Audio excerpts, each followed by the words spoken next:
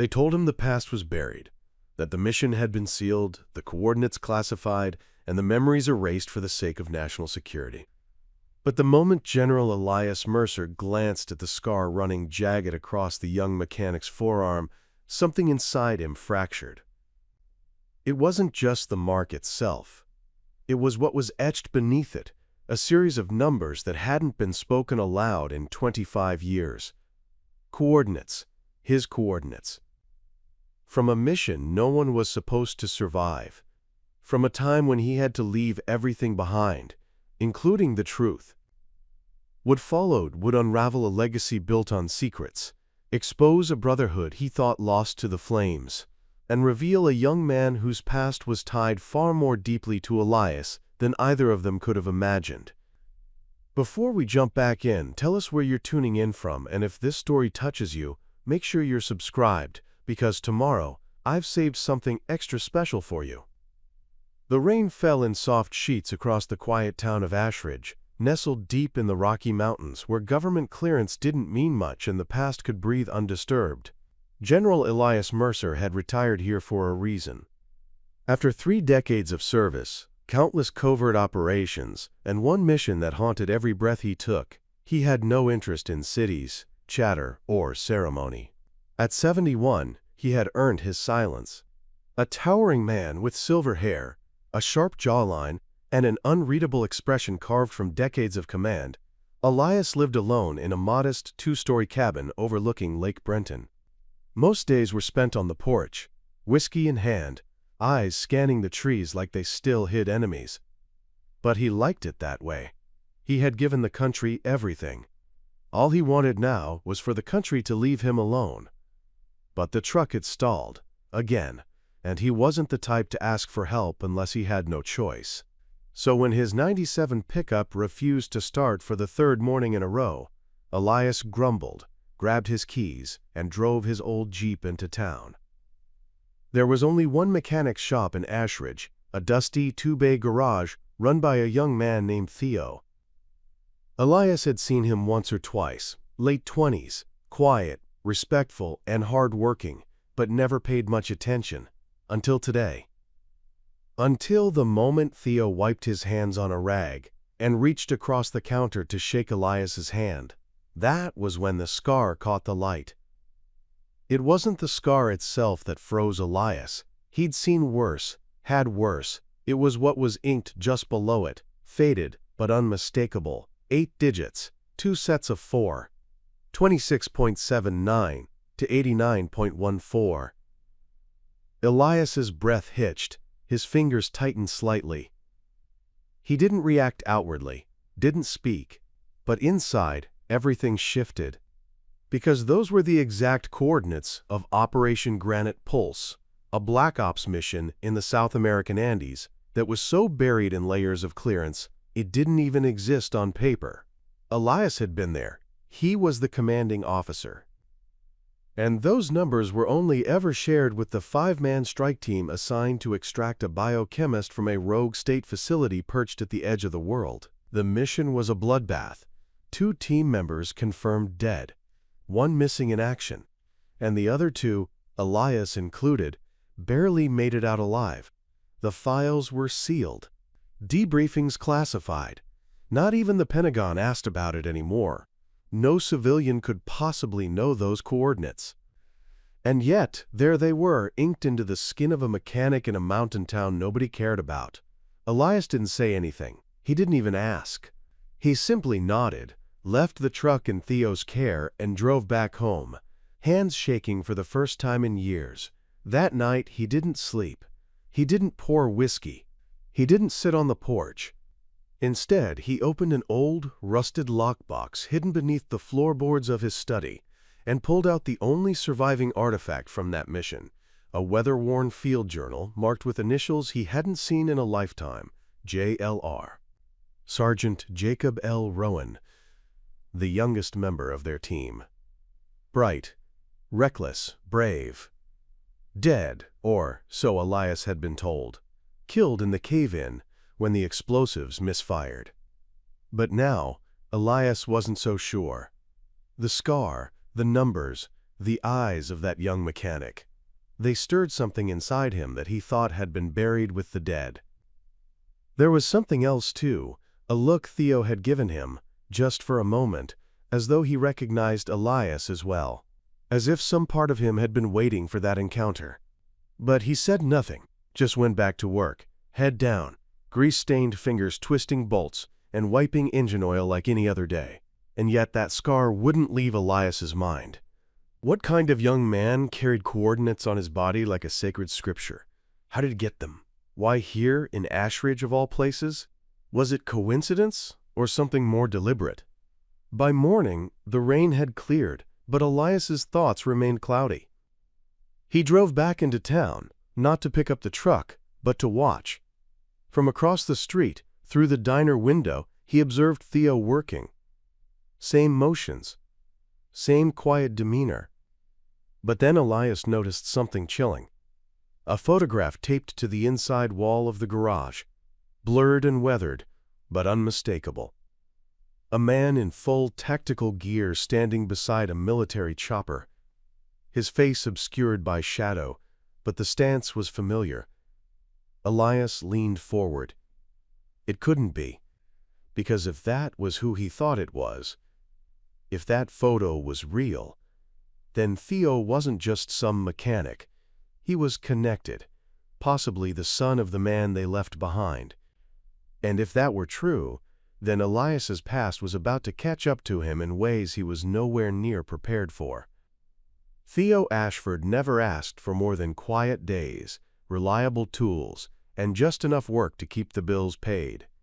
His garage was simple: 2 bays, 1 compressor that wheezed like an asthmatic dog, and a set of battered red tool chests he'd inherited from a foster father who taught him how to rebuild an alternator before he taught him how to shave.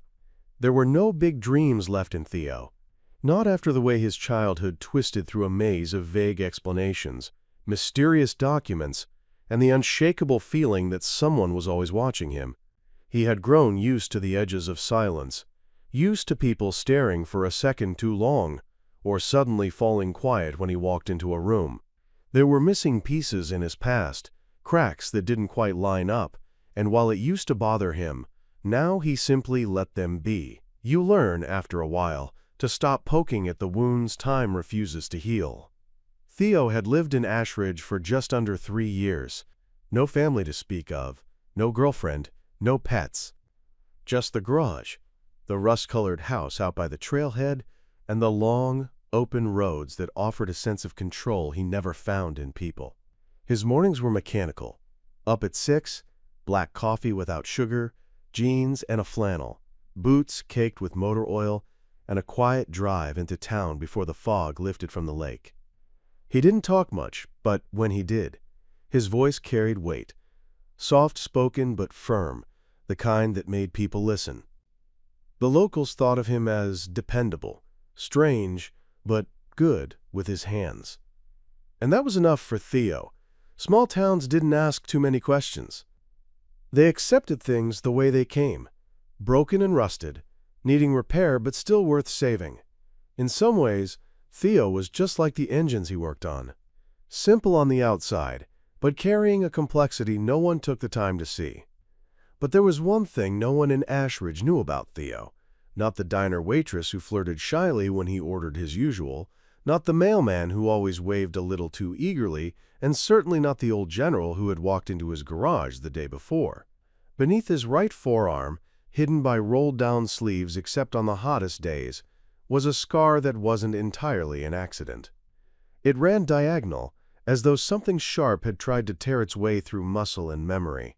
And just beneath it, in faded ink, were 2 sets of coordinates, numbers he had tattooed himself the year he turned 18, though he couldn't explain why. 26.79 to 89.14. He had found them in a box of military files tucked inside a duffel bag left in the attic of a foster home in San Marcos. Along with them was a single photo, a young soldier in tactical gear squinting against a South American sun, standing beside a man with silver eyes and the kind of posture that didn't belong to civilians. Theo didn't know who the man in the photo was, But he remembered the sensation when he looked at the picture for the first time, a sharp, electric ache behind his eyes, as though something dormant had stirred. He kept that photo in a small frame in the back office, behind a row of outdated service manuals. No one had ever asked about it, and Theo never volunteered an explanation. Even to himself, it remained a mystery. He told himself the coordinates were a symbol, a tribute to a life he never had. Maybe it was a story he'd invented to give meaning to all the gaps in his past. Or maybe it was something real, something more. Preparing and narrating this story took us a lot of time, so if you are enjoying it, subscribe to our channel. It means a lot to us. Now back to the story. When the general had walked in yesterday, Theo had felt it instantly. A shift in the air, like a wire pulled taut between two towers. He recognized the face. Not immediately, but in that deep, subconscious place that processed information too fast for logic. The general didn't speak much, but when their eyes met, Theo saw something flicker behind them. A hesitation, recognition. And when Elias Mercer glanced at his scar, Theo knew the man saw more than he let on. He had expected questions, maybe even a confrontation. But the general simply left, drove away like a man holding a loaded memory in his mouth and afraid to let it speak. Theo spent the rest of the evening in the back of the garage, staring at that photo. He couldn't sleep that night either. Dreams came hard and fast, flash images of helicopters slicing through clouds, of shouts in Spanish, of gunfire echoing through damp stone halls. He woke up with his fists clenched and his jaw sore from grinding. He had never fought in a war, had never enlisted. Yet something inside him responded to those images like memories, not fiction, as if someone else's life had been grafted onto his skin. He had always known there was more to his past than the stories social workers gave him. His records were incomplete, his medical history inconsistent, a scar on his back he didn't remember earning, and a recurring dream of a hand grabbing his wrist and telling him to run. As a child, he used to cry when he woke from that dream. As an adult, he just stared at the ceiling until morning. Theo didn't want to chase ghosts. He had built something solid here, even if it was small. But after meeting Elias Mercer, he understood something he hadn't before. He wasn't the only one searching for answers. And maybe, just maybe, the general had them. Not all, but enough to start threading together the past Theo had long since stopped trying to understand. The coordinates weren't random, the scar wasn't just a wound, and the man in the photo wasn't a stranger. He was a key, a door, and Theo was about to find out what lay on the other side.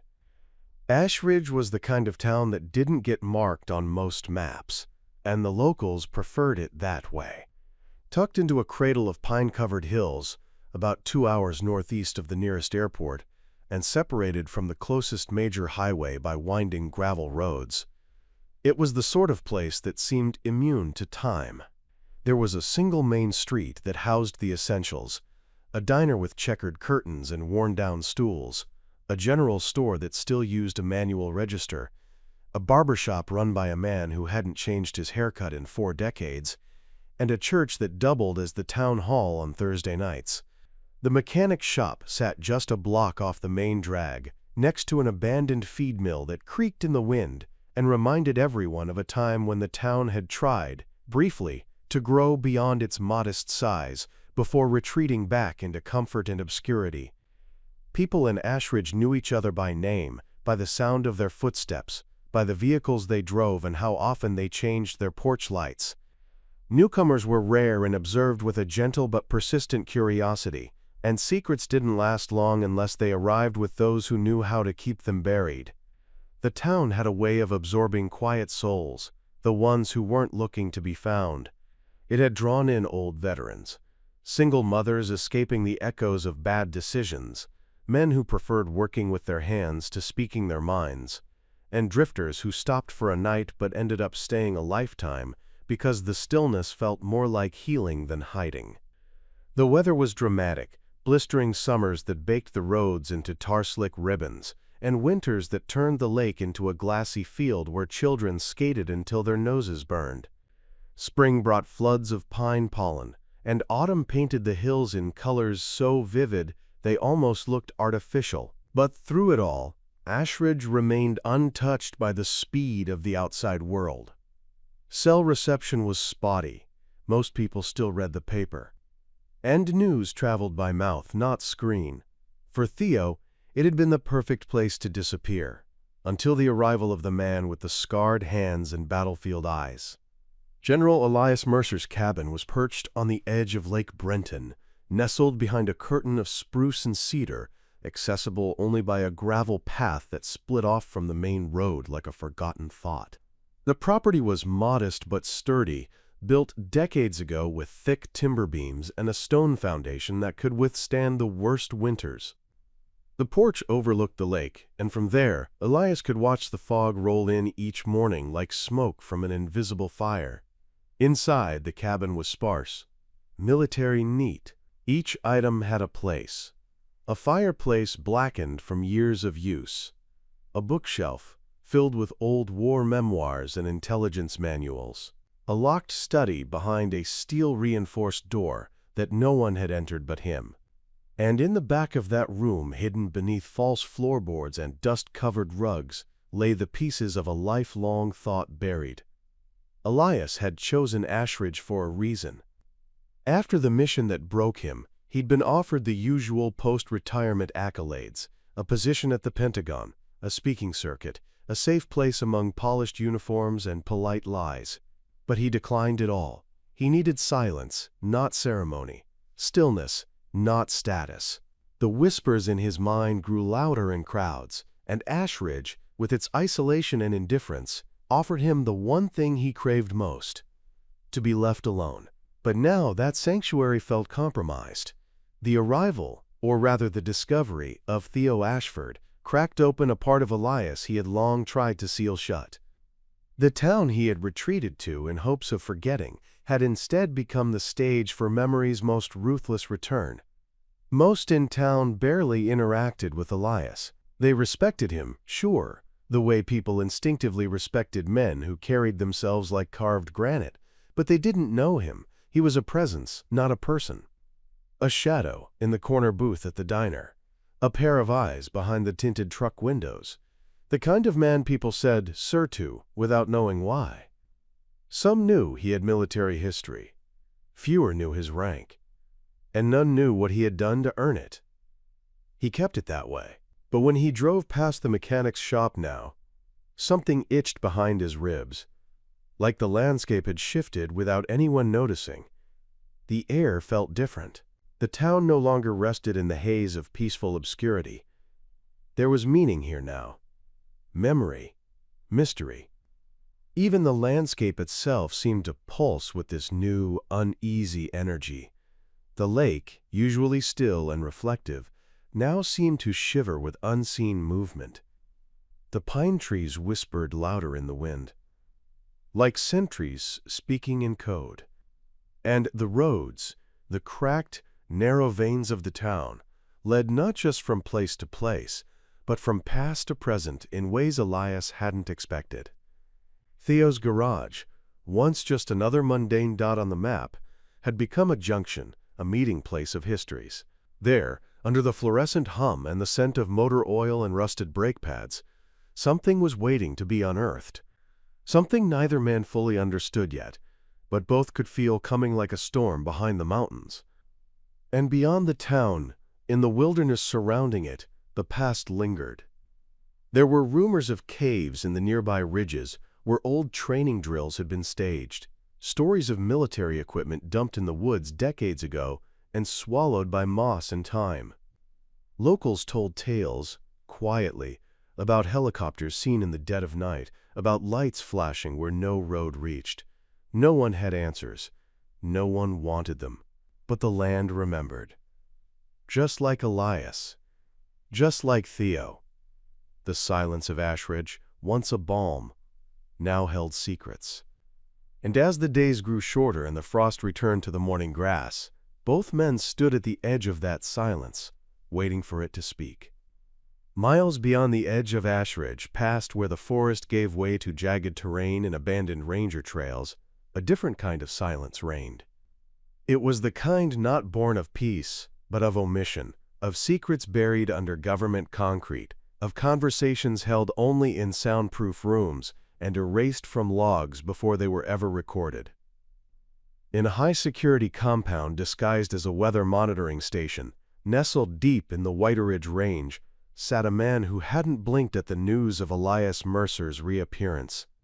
His name was Vernon Rusk, and he was the kind of man who didn't show up in photographs, whose name didn't appear in promotions, and who didn't stand at the front of operations but behind them, just far enough to pull strings and watch the consequences unfold. Vernon Rusk was a civilian by title, but his reach extended into nearly every classified black site operation from the last 30 years. If Mercer was a ghost of war, Rusk was its architect. He never wore a uniform, but generals answered his calls. He was the reason missions like Operation Granite Pulse existed, missions layered in so much denial that not even the men who lived through them could speak of what they saw. Rusk had been in the debriefing room when Mercer returned from the Andes, half his team gone, eyes bloodshot from exhaustion, and jaw clenched against the things he couldn't unsee. Rusk had watched Elias's hands tremble as he delivered a vague account, and then had ordered all reports sealed, all surviving intel redacted. The incident was never entered into official records. The survivors were scattered or silenced. One soldier declared MIA, another assumed KIA. Only Elias had made it out whole, at least on paper. But Rusk knew the cost, and now, 25 years later, he had received an alert he never expected to see. A facial recognition match, flagged not by accident, but by design. The system Rusk oversaw included a silent trigger. If any person associated with Operation Granite Pulse was identified again in open civilian databases, especially those off-grid or inactive for more than 10 years, a full-spectrum alert was dispatched to his private security node. That trigger had been quiet for over 2 decades, until now, until Ashridge. At first he thought it was Mercer himself. But Elias had never truly disappeared, just retreated. The general had remained within the fold, quietly monitored, labeled no threat. But the alert wasn't about Elias. It was about a different face.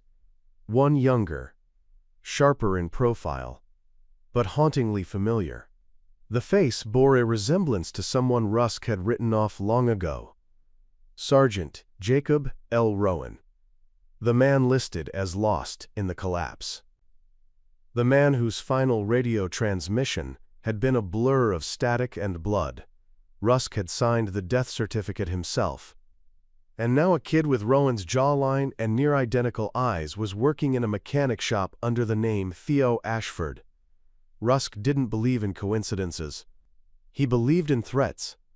And this boy, this mechanic, was a threat. Not because he posed immediate danger, but because he was evidence. A living, breathing contradiction. A leak. One the world wasn't supposed to have. If Theo was connected to Rowan, biologically or otherwise, it meant someone survived who shouldn't have. It meant someone defied protocol, slipped through the cracks, and carried with them not just blood, but possibly memory. It meant the silence Rusk had built was now in danger of being undone. So he made a call, not to a government agency, but to a private contractor network operating in the gray between legality and denial. They were called Directs Unit 7, a specialized retrieval team that didn't wear badges or carry identification. They had operated in South America, in Eastern Europe, in the Middle East, and, on occasion, on U.S. soil when circumstances demanded complete discretion. He gave them only what they needed: a photo of Theo Ashford, a location, and a directive. No termination, not yet. Observation, extraction, if necessary. Eliminate only if exposure risk escalated. Rusk wasn't foolish enough to kill unless the body could be buried so deep no echo remained. But what Rusk didn't know, what he couldn't possibly calculate, was the storm brewing inside both Theo and Elias. He believed in control, in systems, in the clean, clinical removal of problems. What he didn't believe in was memory, loyalty, or legacy. He couldn't measure the weight of a son trying to understand who his father was, or of a soldier facing the ghosts of his own failure. He couldn't comprehend that the past had grown roots, and that some things, no matter how deeply buried, find a way to grow through the cracks. Back in Ashridge, Rusk's shadow had not yet fallen, but its fingers were reaching.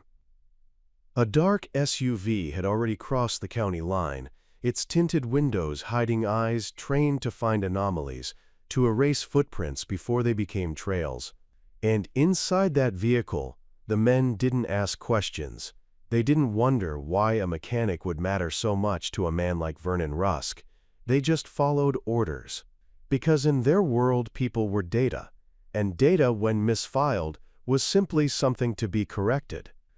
Meanwhile, Elias sat in his cabin, watching the sun dip below the edge of Lake Brenton, his fingers resting on the edge of the old field journal he had opened for the first time in years. On the last page, in hurried handwriting and smudged ink, was a final note from Rowan, a set of words scrawled between the lines, almost like a code. "If you ever see him again, don't let them take him." Elias didn't know what Rowan had meant at the time. But now, staring into the deepening night, the general felt it in his gut. Something was coming. Not just answers, not just recognition, but something darker. Something with boots and gloves and no names. And he would have to choose, once again, whether to follow orders or protect what never should have been left behind. Because Theo Ashford wasn't just a mechanic. He was a piece of the war that never ended. And Vernon Rusk, cold, calculating, and invisible, was about to remind everyone that in the world of secrets, the truth is the most dangerous weapon of all. Theo's life had always followed a particular rhythm, one that wasn't broken by alarms or calendars, but by the unspoken contracts he'd made with solitude and habit. Each morning before the sun climbed over the trees, he arrived at the garage to unlock the doors, check the compressor pressure, and sweep the shop floor even if it didn't need it. The smell of oil and rust, the clink of tools finding their place in drawers, the low hum of engines coughing back to life, these were the notes of a symphony he'd played on repeat for years. It was a rhythm that kept questions at bay. And yet, lately, that rhythm had started to falter. It began with glances over his shoulder, longer pauses when the wind moved strangely through the trees, and a tightening in his chest when unfamiliar cars drove too slowly past the shop. Since the general's visit, nothing had felt the same.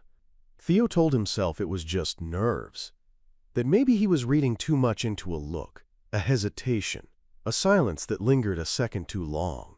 But even as he tried to shake the feeling, he couldn't ignore it. Something had shifted. The town, once background noise, now felt like a stage, each passerby an actor with lines he couldn't hear. And it wasn't just the atmosphere, it was Elias himself.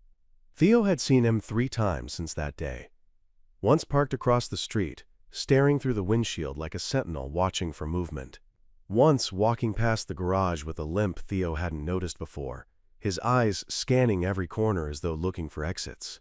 And once standing by the lake in the early morning fog, holding a small, battered notebook that looked far too fragile for the man gripping it. But Elias never spoke. Not directly. His presence was quiet, deliberate, observing, weighing. And Theo, whether he admitted it or not, had begun to mirror him.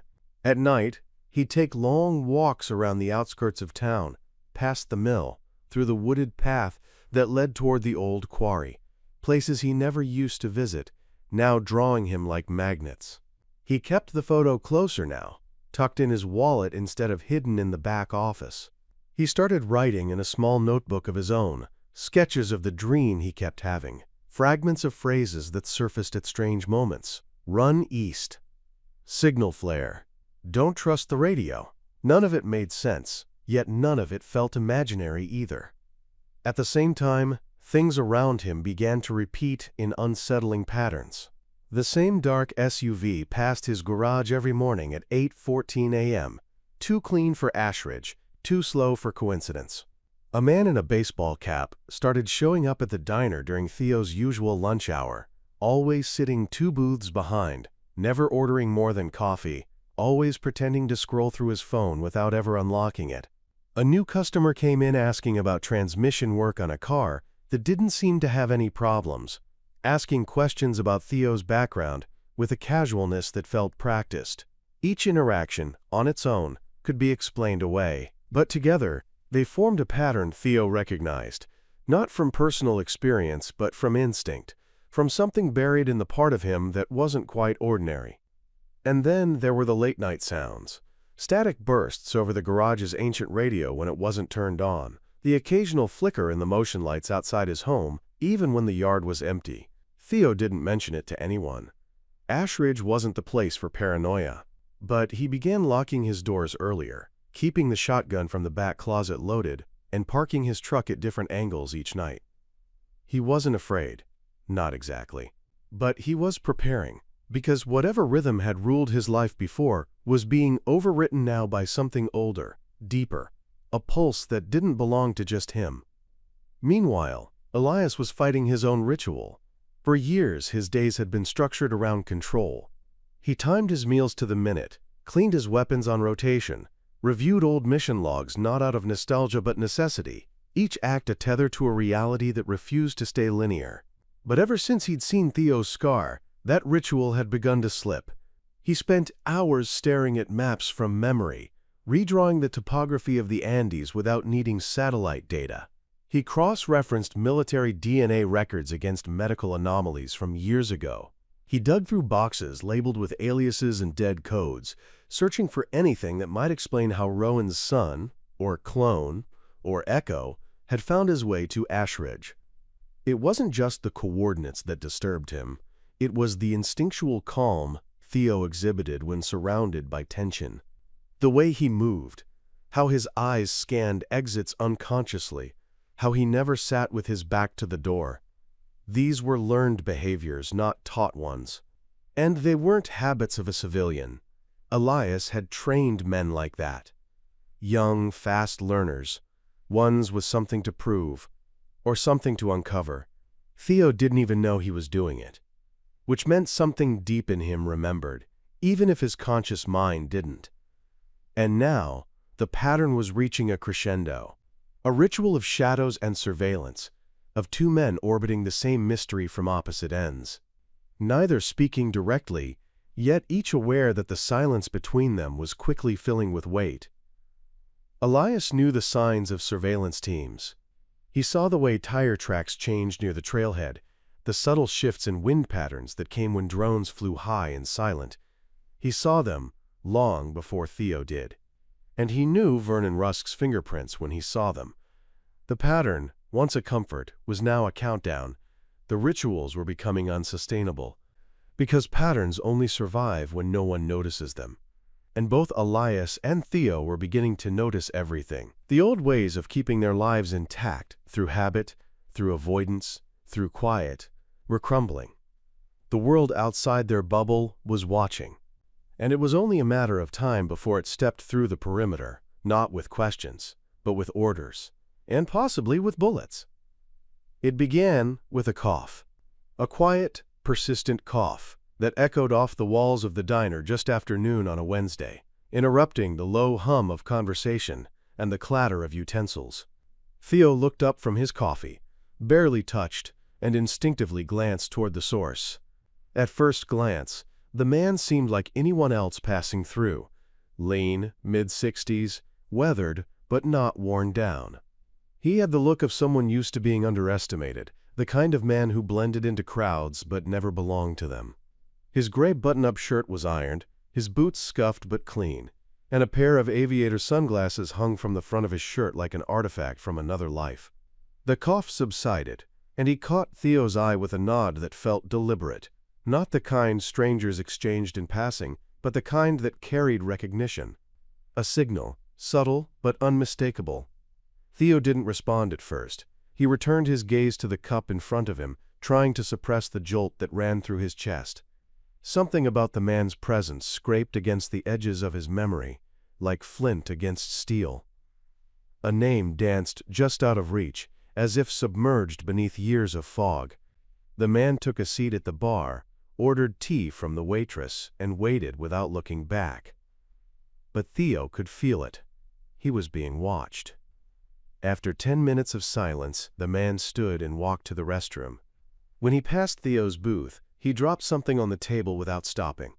A folded napkin with an address and a time written in neat block letters. 9:30 p.m. Millhouse Ruins. Come alone. Theo didn't move, didn't react outwardly.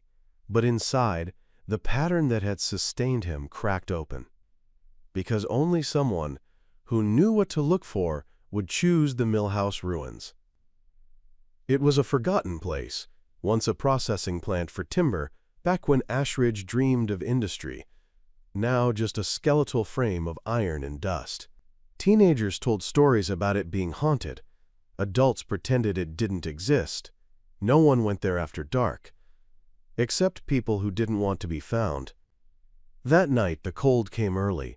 A wind swept down from the northern hills, carrying the scent of wood smoke and the hush of something ancient. Theo parked his truck a quarter-mile away and approached the ruins on foot, flashlight off, boots soft against the pine-needle-covered trail. The millhouse stood, like a fossil in the moonlight, its rusted girders twisting into the sky like skeletal fingers, its walls long since collapsed, its basement hollow and black. He waited at the edge of the clearing, unsure if this was a trap or a door. Then he heard it, the crunch of gravel behind him, followed by a quiet voice that seemed to slice clean through the dark. "You're walking like a man trained to disappear. But your eyes are too open, you're not there yet." Theo turned slowly. The man from the diner stepped into view, hands in his jacket pockets, posture casual but alert.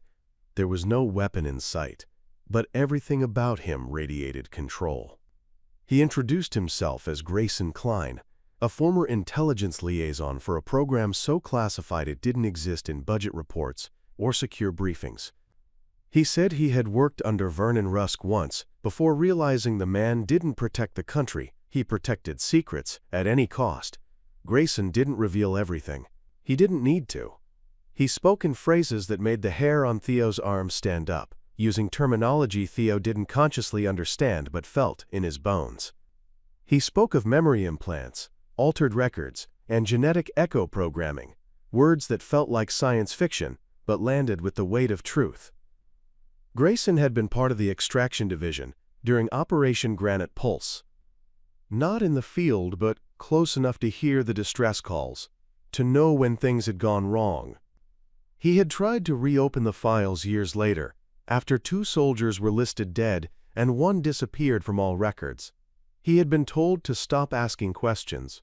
Then he was reassigned, then blacklisted. But he hadn't stopped watching.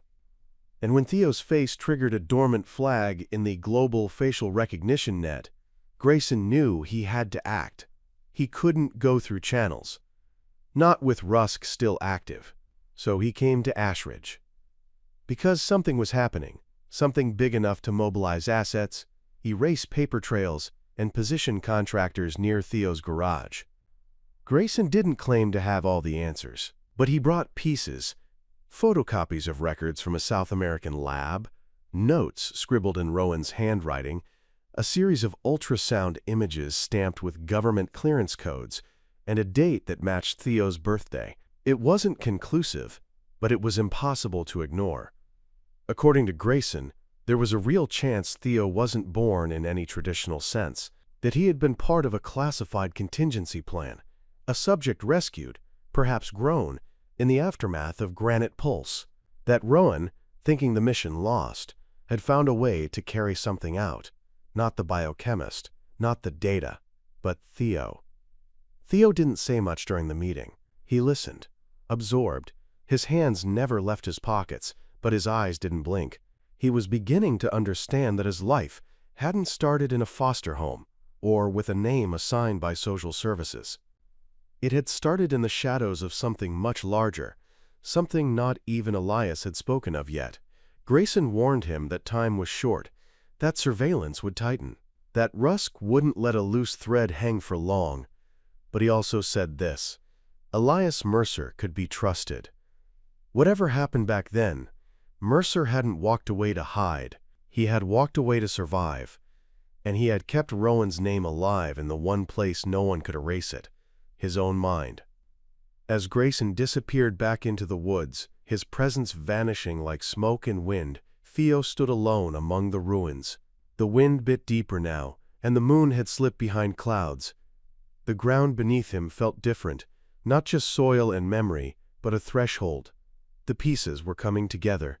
Someone had seen the truth.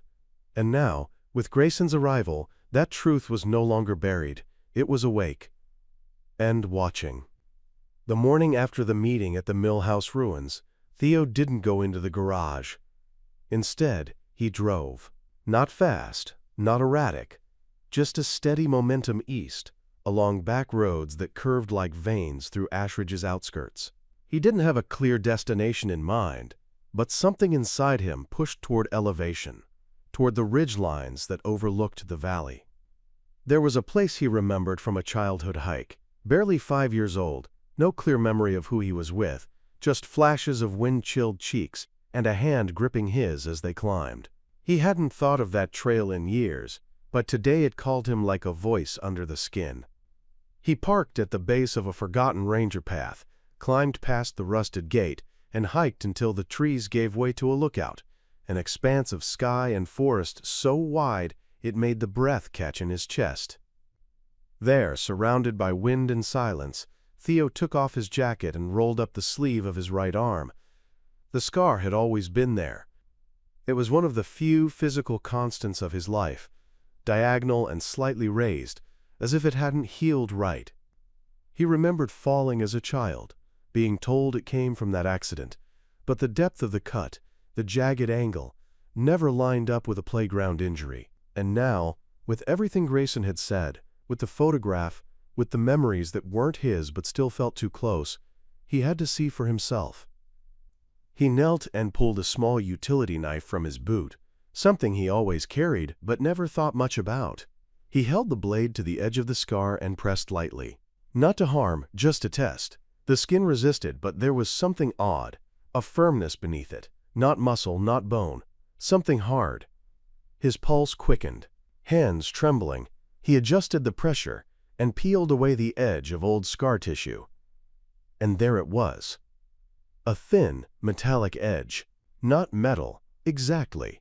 Something darker, matte, smooth like glass, but unbreakable. He stopped, swallowed, pressed the tip of the knife to the surface, and it shimmered faintly with a ripple of blue light. A symbol appeared, 3 intersecting triangles, arranged like a compass. Theo's breath hitched. He dropped the knife and stared, heart hammering so hard he could feel it behind his eyes. Suddenly, the world shifted. The wind stopped. The silence became complete. And in that stillness, Theo's mind opened. He didn't see memories in the way most people did. Not like photos or videos, but like immersion. His body felt younger, lighter. His vision narrowed, and then he was there. Not on the ridge, but somewhere else entirely. A corridor, steel walls, the scent of antiseptic and oil, fluorescent lights flickering above, his hands smaller, voices in the distance, one calm, deep, firm, another sharp, urgent. He was being led by the hand. The man beside him, tall, muscular, square-jawed, same storm-gray eyes he saw in the mirror every morning, was limping slightly, blood on his arm. They were running, sirens behind them, an explosion, brief, muffled.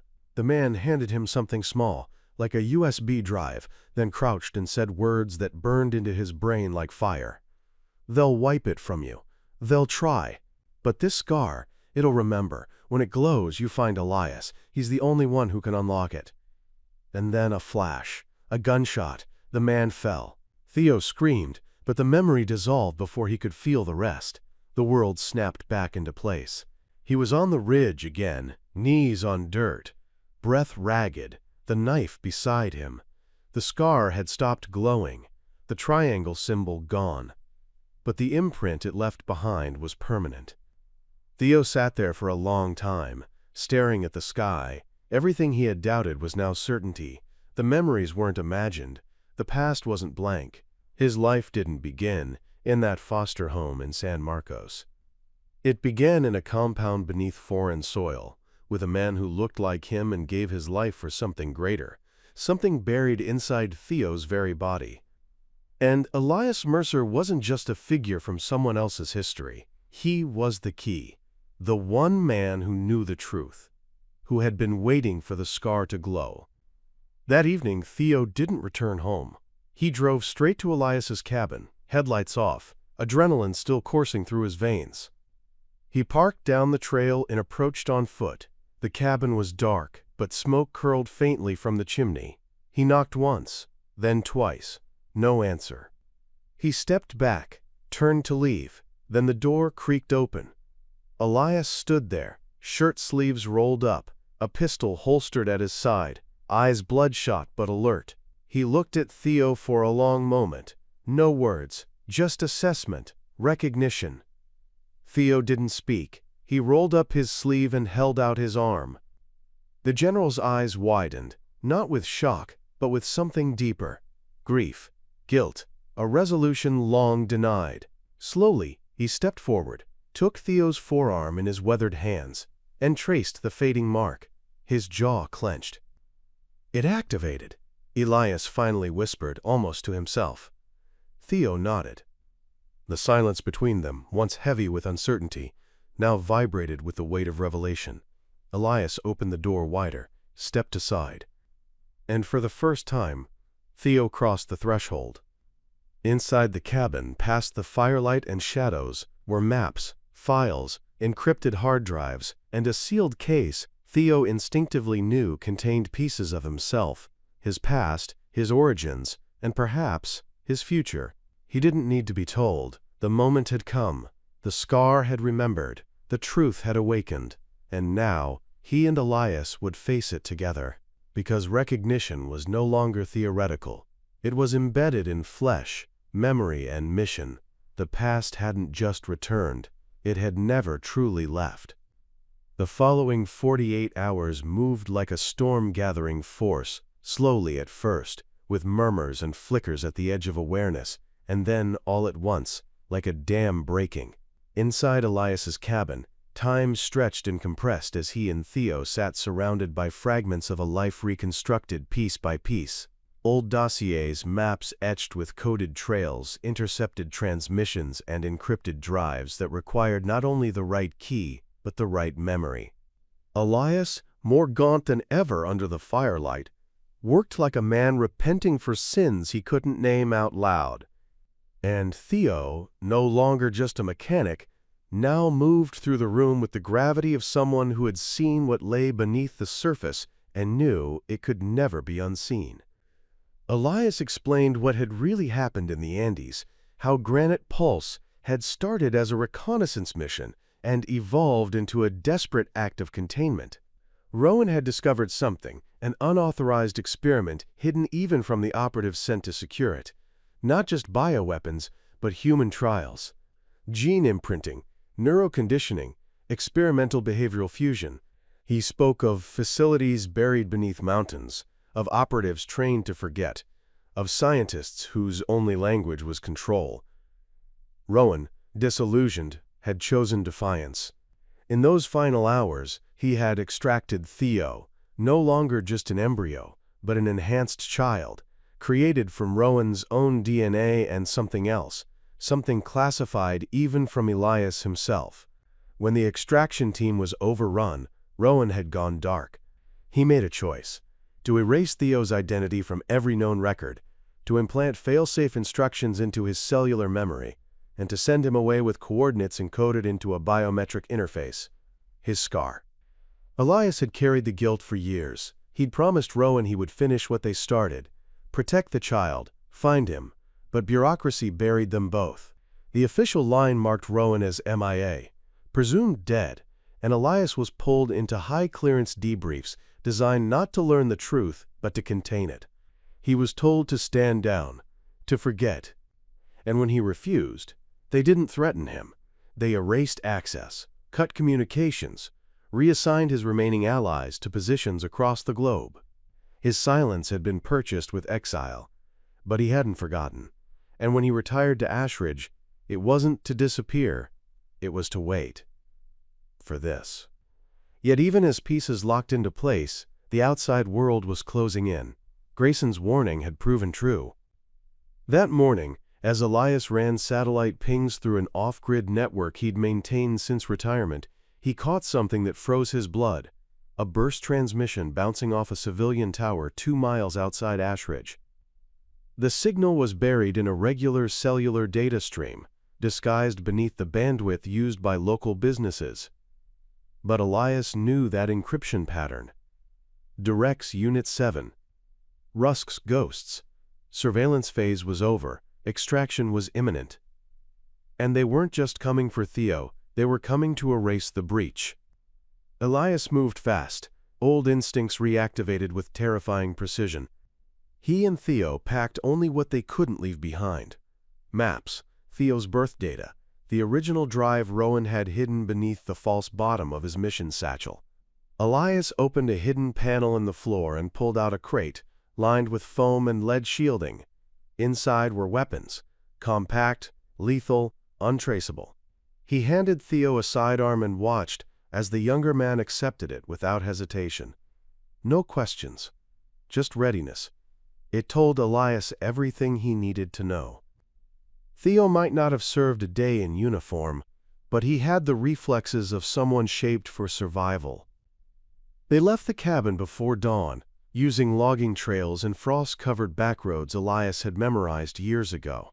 Ashridge still slept, unaware of the storm overhead. But as they passed the old grain elevator at the edge of town, Elias spotted it.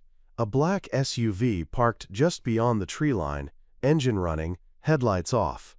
Another vehicle sat beside it, roof-mounted comms unit barely visible under a canvas tarp, recon team already embedded. He made a sharp turn and cut through the forest, driving blind, until they reached a hunting lodge Elias had once used for wilderness drills. They had maybe 12 hours, he estimated, at most. Back at the cabin, Directs Unit 7 moved in, efficient, silent. 4 men in tactical gear swept the interior in under 4 minutes, the fireplace still warm, maps removed, drives gone. Their lead, a man known only as Kessler, made the call to Rusk personally. They're gone, Mercer still 3 steps ahead. Rusk didn't respond for a moment. Then his voice, cold and clinical. No public damage, no civilian noise. I want them neutralized before they reach open channels. Mercer's not a loose end, he's a threat vector. Terminate with finality. At the lodge, Elias explained the next move. There was a decommissioned NORAD substation 60 miles east, buried beneath a firewatch station. It still held data access to high-level military archives, the kind that hadn't been scrubbed because they weren't supposed to exist.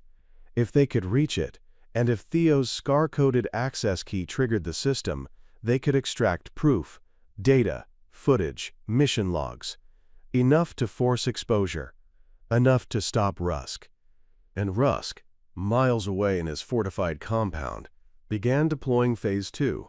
Satellite trackers, drone support, civilian disinformation. All of it designed not to locate them, but to make sure no one else would ever know they existed at all.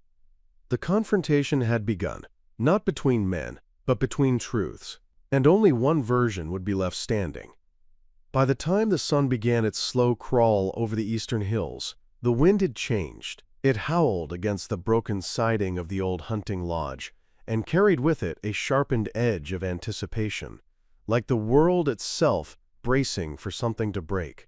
Inside, Theo stood before a weather-stained table scattered with maps, surveillance photos, and torn pieces of old military documents. His hands moved with clarity now, not confusion.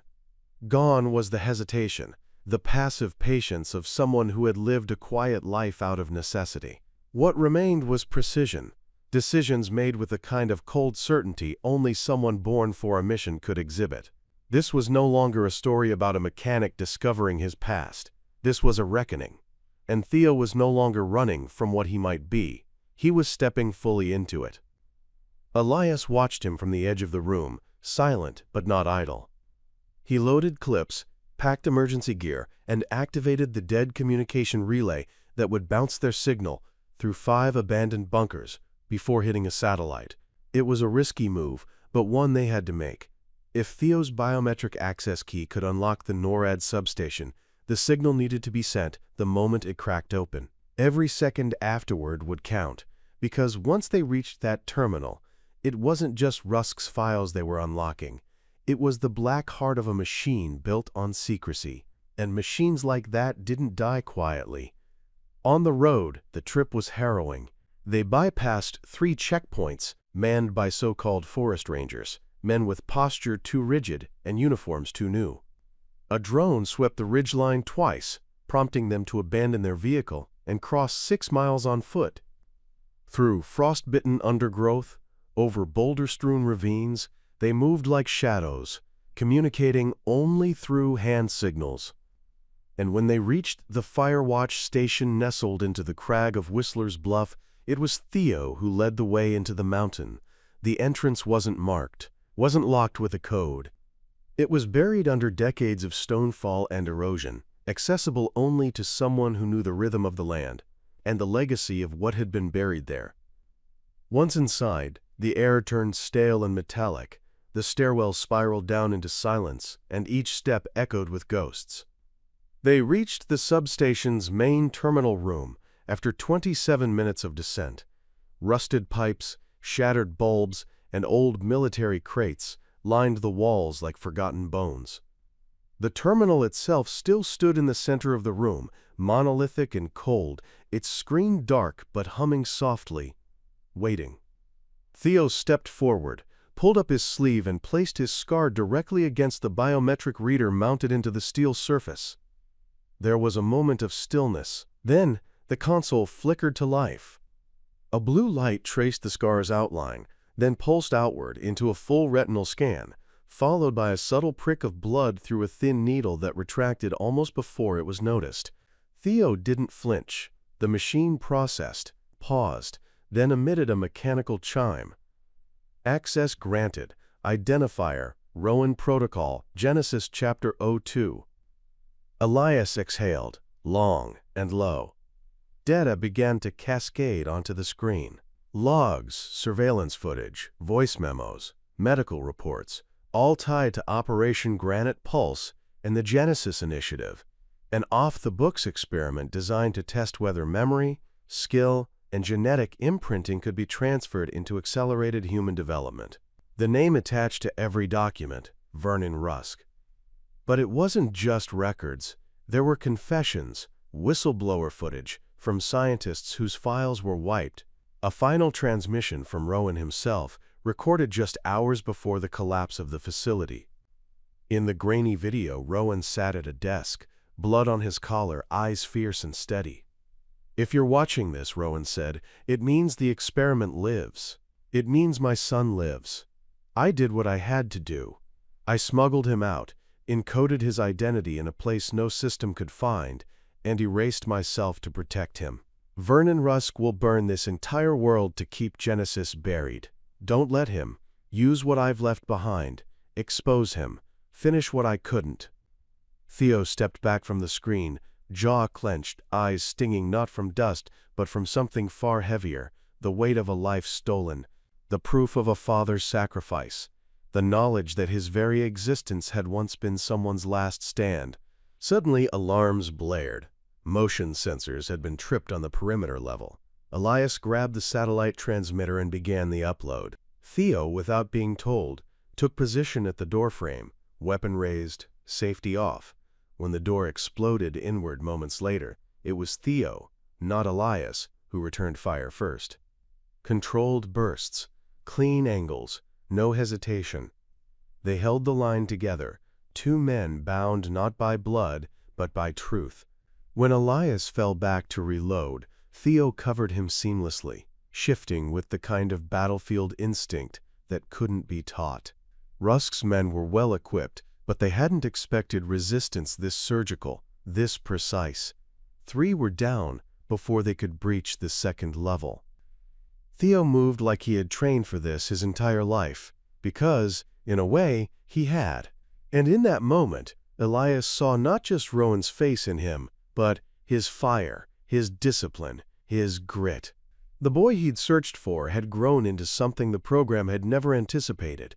Not just a weapon, but a man. One with clarity, with purpose, and with the will to stand when every shadow tried to make him kneel. With the transmission complete and the final wave of enemies repelled, Elias pulled the hard drives, sealed them in a thermal casing, and nodded toward the emergency escape shaft. They had to go, but as they moved, Theo turned for one last look at the terminal, at the place that had once defined him without his knowledge. He wasn't a secret anymore, he wasn't a project, he wasn't a scar. He was proof, he was the result of a man's rebellion. And now, he was the one carrying it forward. He didn't say anything as they vanished into the escape tunnel, but his silence no longer held confusion, it held resolve. The world had tried to erase him. Now, he would make sure it remembered. The escape tunnel poured them out into a narrow canyon east of the Firewatch station, a route Elias had memorized from old field maps decades ago. By the time they emerged, bruised, coated in dust, and riding the tremors of adrenaline withdrawal, the sun had already begun to rise again, its light slanting gold through the pine canopy like a blade carving the horizon. But the world they emerged into was no longer the one they'd left behind. The transmission had gone through, and that meant the truth was no longer just their burden. It was now in the hands of anyone watching. Elias had initiated a fail-safe protocol embedded in Rowan's original escape contingency. If the Genesis files were ever accessed and verified using Theo's biometrics, the system would push a low-frequency digital burst across multiple dead network pathways, triggering data dumps across obscure secure clouds, whistleblower networks, and 3 dormant news servers hardwired to pick up anomalies tagged with the Genesis encryption signature. It was a scattershot method, desperate, raw, and impossible to trace back cleanly. But it was enough. By mid-morning, the first file leaks began hitting the dark web. A viral Twitter thread broke down excerpts of the Genesis protocol, including audio of Rowan describing the fabrication of test subjects and biometric encoding. An anonymous Reddit user posted snippets from medical scans showing anomalous neural architecture linked to Theo's unique brain pattern, sparking speculation and debates in fringe tech forums. And then came the flood. A data journalist in Berlin picked up the pieces and traced them back to a shared server housed in an Icelandic proxy. A whistleblower group based in Vancouver published a detailed timeline of the Operation Granite Pulse cover-up, naming Vernon Rusk as the architect and executor of at least 3 classified black site experiments involving human subjects and gene manipulation. But the final blow came when a military-grade leak revealed a full transcript of Rowan's dying confession. In it, he described the creation of Theo, not as an accident, but as a deliberate act of defiance, a rebellion against the unethical science Rusk had championed. He called Theo his son, not in metaphor, but in the most literal sense, a biological echo born from necessity and courage. He described smuggling him out in a biochamber laced with false vitals and encrypted tracking beacons, using the last minutes of a collapsing mission to give the boy a life beyond wires, syringes, and surveillance. Within hours, the story breached the mainstream. The initial wave of disbelief was drowned in the undeniable detail and volume of the data. Journalists, researchers, and human rights activists began pulling on the threads, uncovering years of sealed court orders, missing whistleblowers, and unaccounted-for funding channeled through fake defense budgets. Politicians scrambled, military officials held emergency briefings, but none of it could stop what had been set in motion. Because the scar had remembered, and now the world did too. Elias and Theo, meanwhile, had gone to ground again, this time in a shuttered ranger station deep in the Winoka wilderness, where old satellite dishes still hummed faintly with borrowed power. They watched it unfold, not with triumph, but with quiet inevitability. Elias didn't smile. He simply sat with his hands clasped, head bowed, shoulders tense, as if waiting for the axe to fall. He knew too well how institutions responded to truth. It was rarely with reform. More often, it came with silence, with scapegoats, with deeper layers of secrecy buried beneath a thin veneer of accountability. But something had shifted, because this time the public wasn't turning away. The story wasn't just about science gone rogue or military overreach. It was about identity, about a young man who had lived half a life in quiet service to a town that never knew what he carried inside him. A man who could have used his abilities for vengeance or control, but chose instead to seek truth, not just for himself, but for the legacy of a father who died to give it to him. An investigative team reached out to Theo through encrypted channels. They wanted to confirm the validity of the records. A week later, Theo sat for a closed-door interview, flanked by 2 human rights lawyers and an independent geneticist. He showed them the scar, the verification sequence, the terminal logs. He handed over the drive, still encoded in a triple-layer biometric shell only he could unlock. When they asked how he'd come to discover who he was, he didn't speak of rage or horror. He spoke of Elias, of the man who had watched from afar, who could have buried the truth to protect himself, but instead chose to help him rise from the wreckage. Public response turned fast. Online forums flooded with support. The man with the scar became a trending topic. Artists began illustrating the compass symbol that once glowed beneath Theo's skin, reshaping it into a symbol of defiance, of memory. Grassroots campaigns started raising funds to pressure Congress for hearings. A former UN bioethics chair called for a global investigation into experimental gene programs. And Vernon Rusk, once untouchable, was nowhere to be found. Theo knew it wasn't over, not by a long shot. Rusk was too powerful, too cunning to disappear without purpose. But the game had changed. Because now, the world saw him.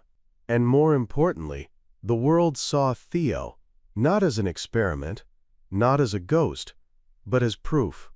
He had stepped out of the shadows built to contain him and stood in full daylight, carrying the weight of 100 silenced voices.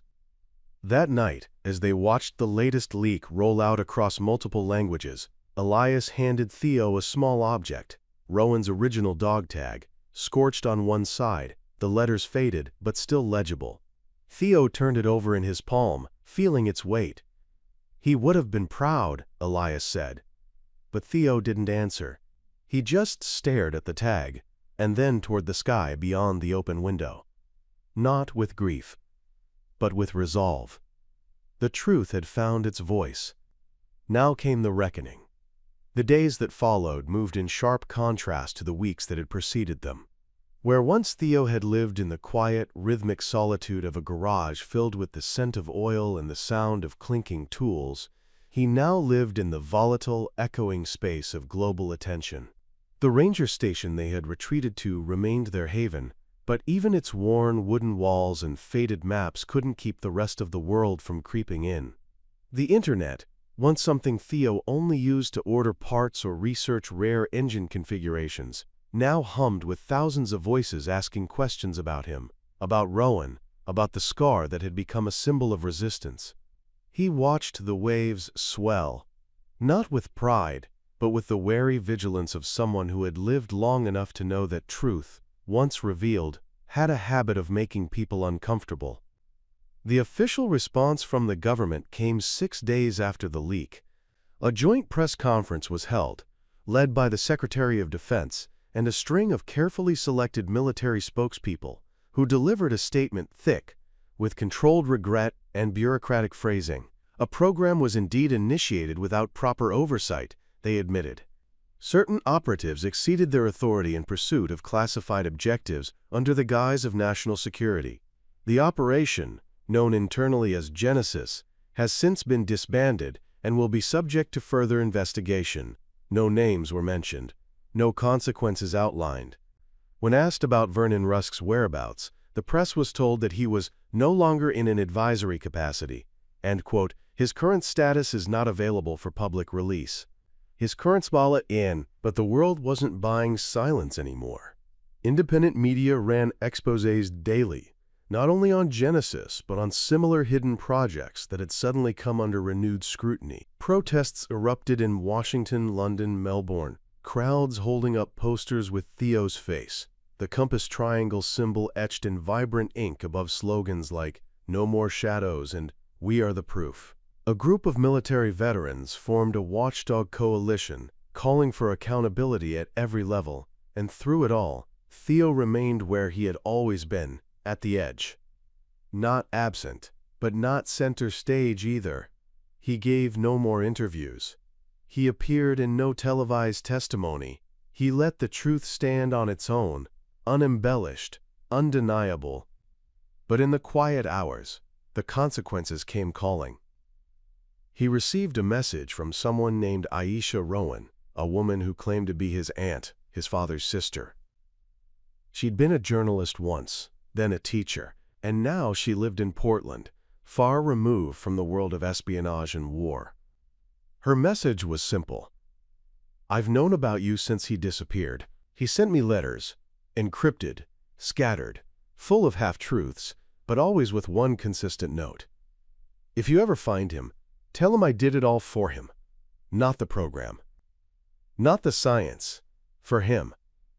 You don't have to reply. I just wanted you to know someone else loved him too. Theo didn't write back. Not yet. But he saved the message and read it often, like a photograph folded too many times. Elias, meanwhile, had changed too. Something in him had softened. The harsh edges remained. The instincts and tactical awareness still honed razor sharp, but his voice carried a different timbre now. Lighter. As if the truth had loosened a knot in his chest that had been tightening for 20 years. He spent time rereading Rowan's final logs, cataloging them, converting them into an archive that could be safely stored in multiple locations, not just for legal protection, but for history, for memory. He didn't say it aloud, but Theo knew that Elias no longer saw himself as a man hiding from failure. He was a steward now, a guardian of something rare, unedited truth.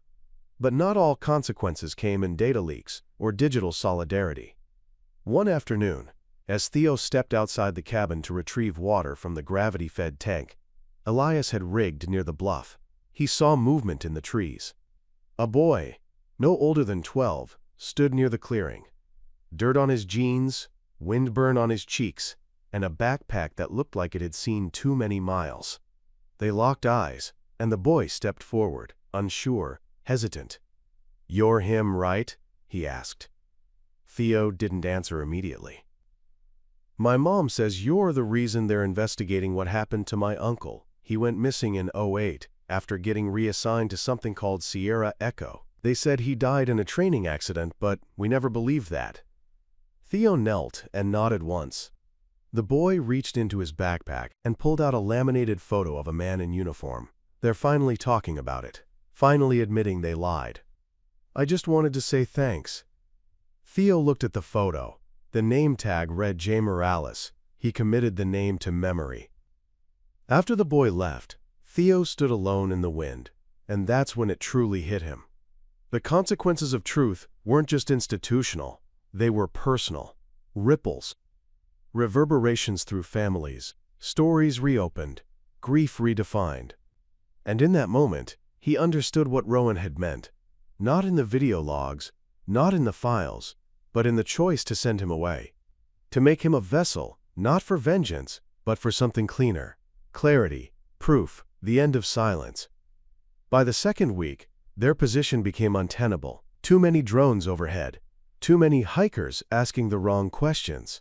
So Elias made arrangements. They would disappear again, this time not to run, but to relocate. To stay ahead while continuing the work.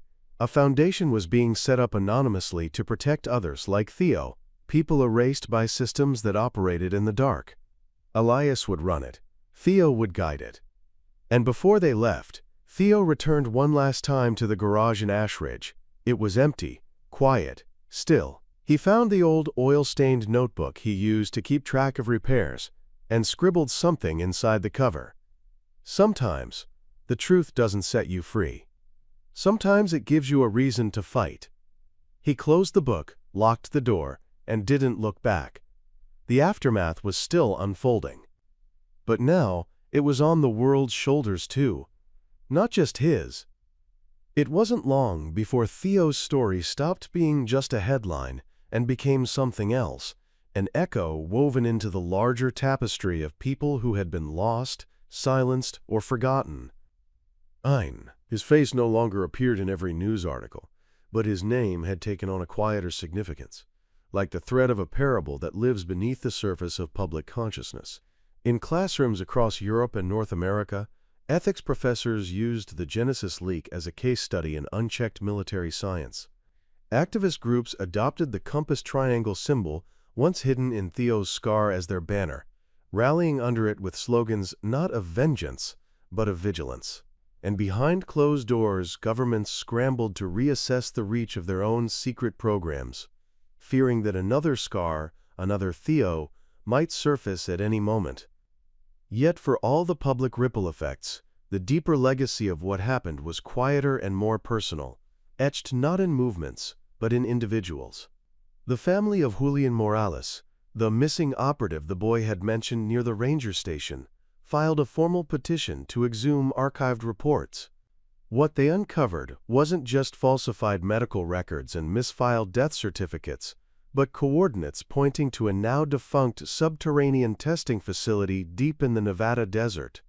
Armed with public pressure and legal support from the newly formed Truth Retrieval Initiative, a foundation backed quietly by Elias and funded through anonymous donors, they forced a formal investigation. Within months, over a dozen families received long-denied closure. Elsewhere, Aisha Rowan published a book. Not a sensationalized memoir, but a tender, reflective recounting of her brother's early life, the moral crossroads he encountered as a young military scientist, and the day she received his final encrypted letter. The book, titled The Scar Remembers, Letters to a Son They Tried to Erase, became a sleeper bestseller, translated into 12 languages.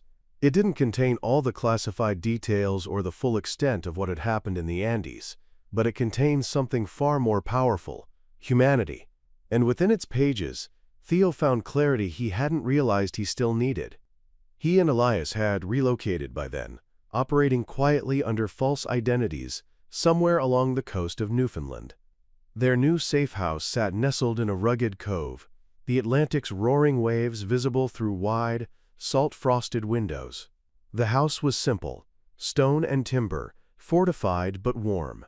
Theo worked mostly at night, combing through fragments of data still unearthed from the Genesis leak, helping Elias coordinate the encrypted communication hub they'd created for whistleblowers worldwide. The Truth Retrieval Initiative had already grown beyond them. Volunteers, lawyers, cybersecurity experts, and even a few retired military officers began joining the cause, fed not by fame, but by purpose. One day, a letter arrived. No postmark, no return address, just an envelope marked with a triangle compass symbol drawn in black ink. Inside was a single photograph. A young woman in her late 20s standing before a grave, marked only with a sequence of numbers, the same format as the genetic identifiers from the Genesis files. On the back of the photo was a handwritten note. "He told me there might be others. If you ever find them, tell them I remember too." Theo held that photo in his hands for a long time, the ocean wind cutting through the open window, and knew then that the true legacy of Genesis wouldn't be buried in files or courts or televised debates. It would be carried in the memories of those who emerged from its wreckage and chose to remember, to rebuild, to resist. He never sought revenge on Vernon Rusk. He never chased the man who had orchestrated his unmaking. In fact, Elias eventually tracked a lead confirming that Rusk had fled to an island nation with no extradition treaty, his name wiped from most official ledgers, living under a fabricated identity. Theo's only response upon hearing that was silence. Not out of resignation, but because some shadows weren't worth chasing. not when the light was finally beginning to spread elsewhere. Instead, he dedicated his focus to building a new kind of archive, a digital sanctuary for those whose stories had been redacted, manipulated, or erased. Each entry was encrypted, cross-verified, and preserved using technology Rowan himself had once helped pioneer.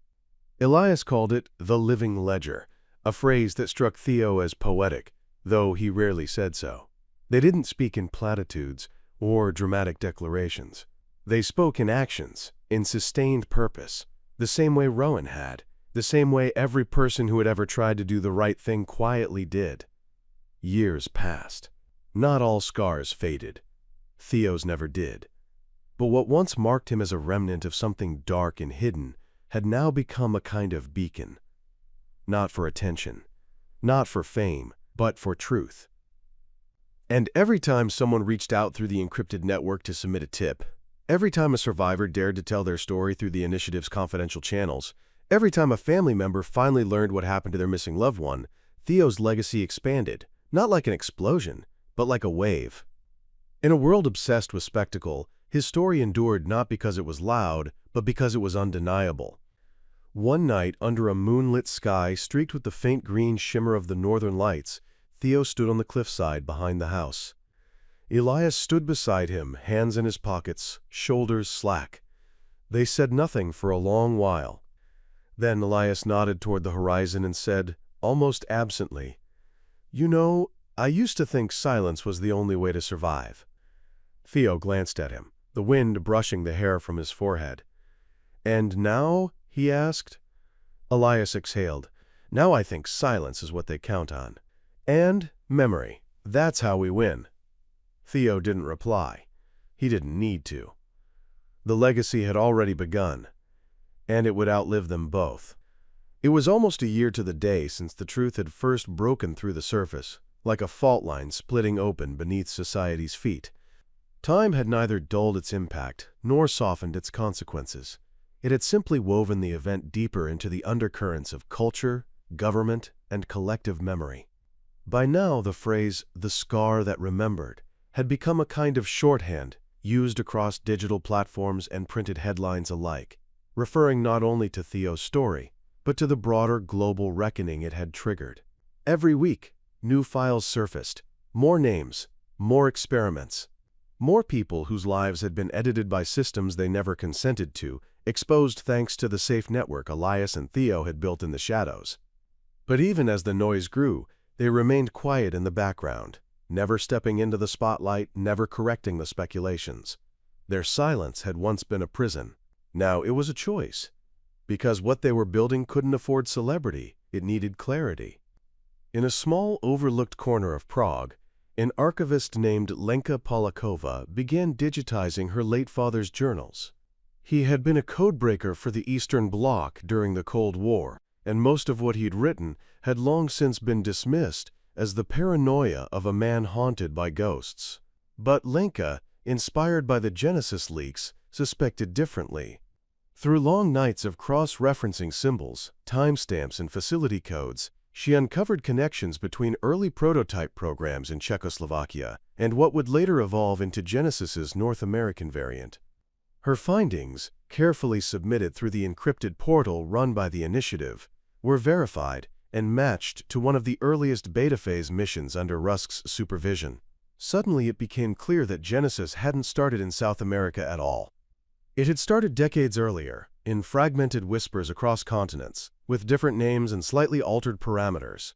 It wasn't a single operation.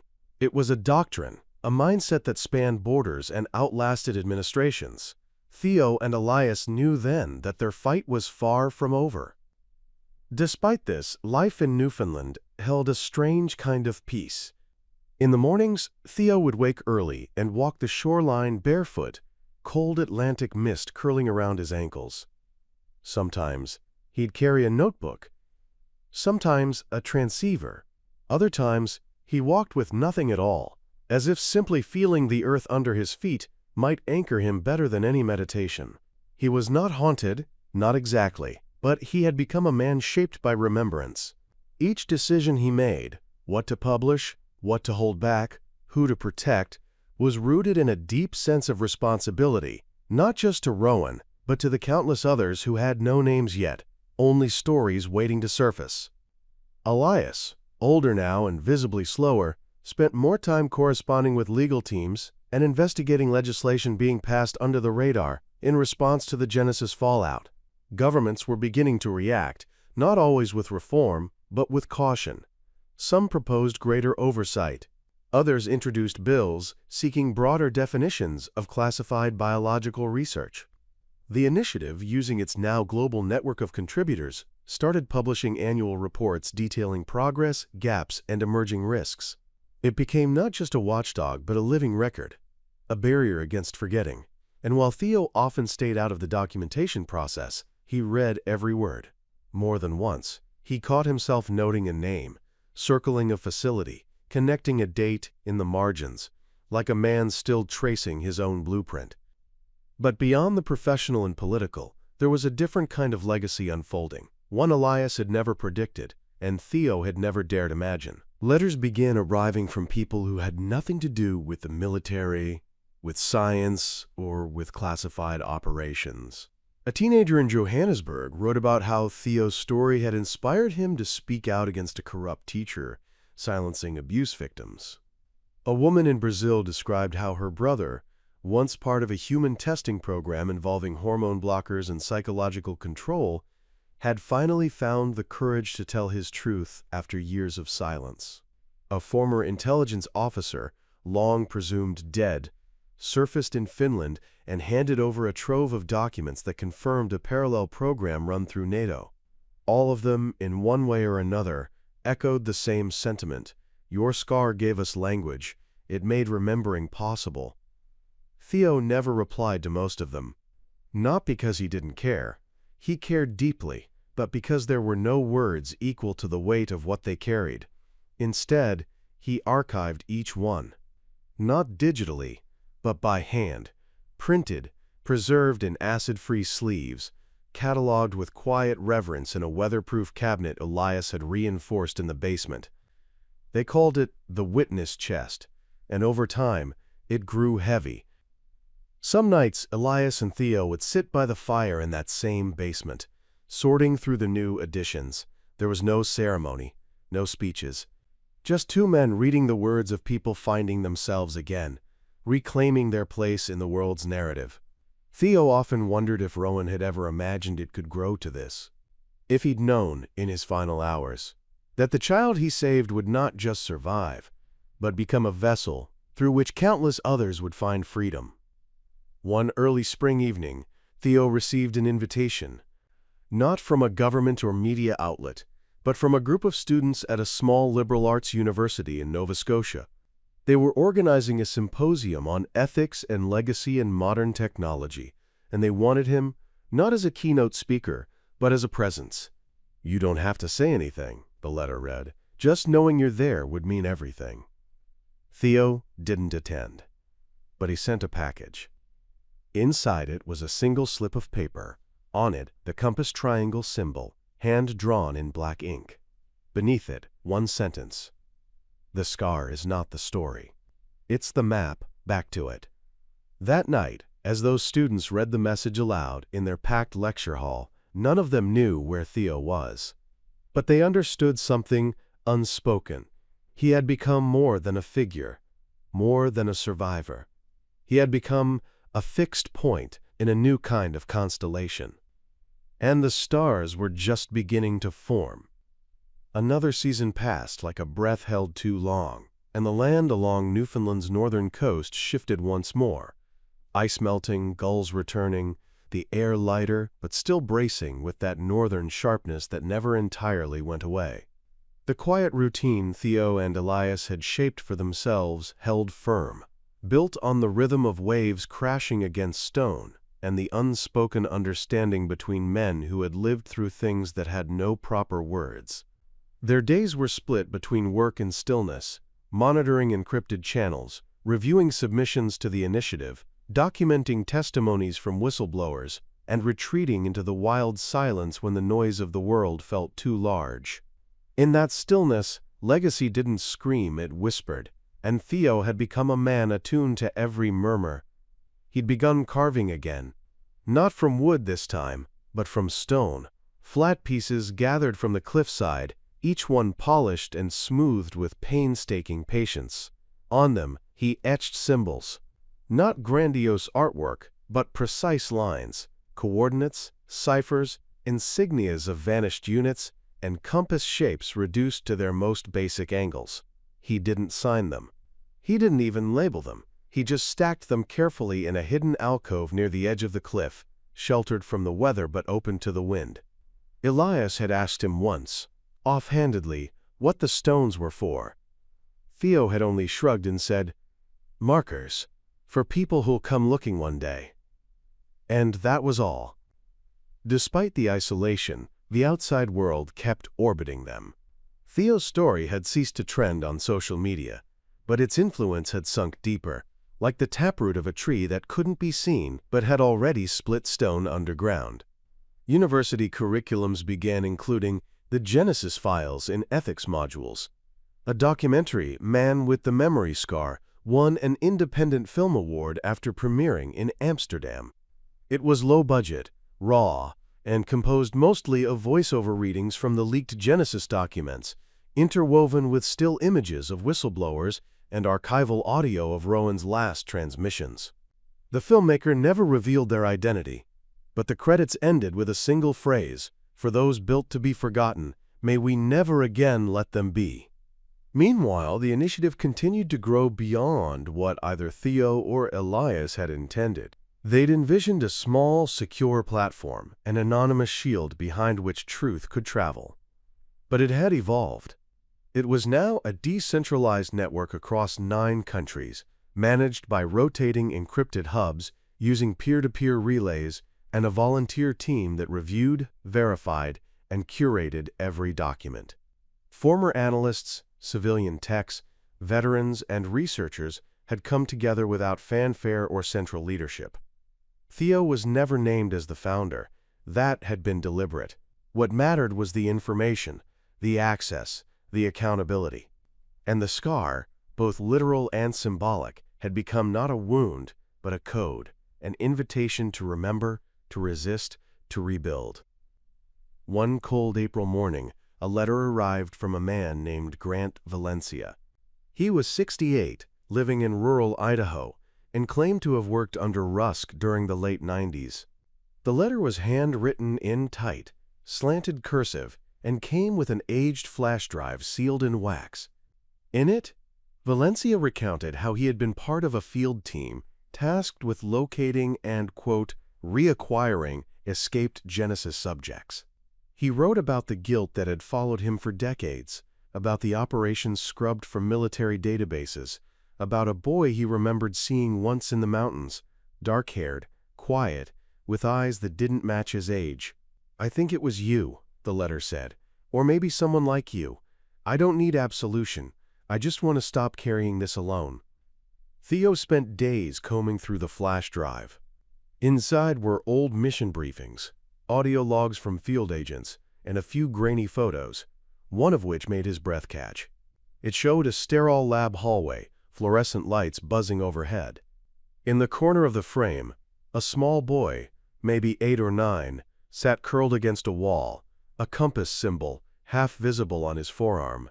His expression was unreadable, but his posture, rigid, alert, waiting, was unmistakable.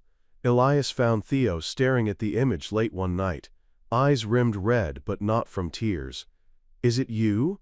Elias asked. Theo didn't look away. "It was one of us," he replied.